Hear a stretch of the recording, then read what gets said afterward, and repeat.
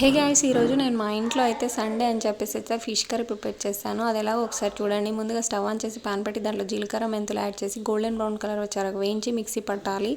తర్వాత దాంట్లోనే మళ్ళీ ఒక 2 ఆనియన్స్ కట్ చేసి వేసి అవి కూడా పచ్చివాసన పోయే వరకు వేయించుకోవాలి.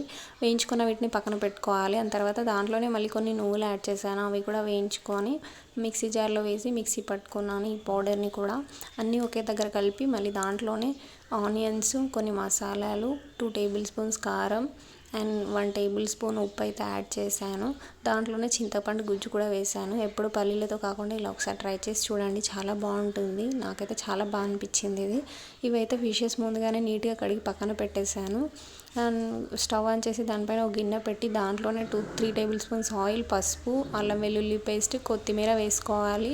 నేను మిక్సీ జార్లో వేయలేదు కదా, ఇలా వేసుకున్నాను. ఇలా ఆయిల్లో వేసినట్టయితే టేస్ట్ బాగుంటుందని చెప్పి ఇలా దీన్ని ఒక 2-3 టైమ్స్ కలిపి కొంచెం వాటర్ యాడ్ చేయాలి. ఒక 3 గ్లాసెస్ వాటర్ యాడ్ చేసి అది 2-3 నురగలు వచ్చే వరకు చూడాలి.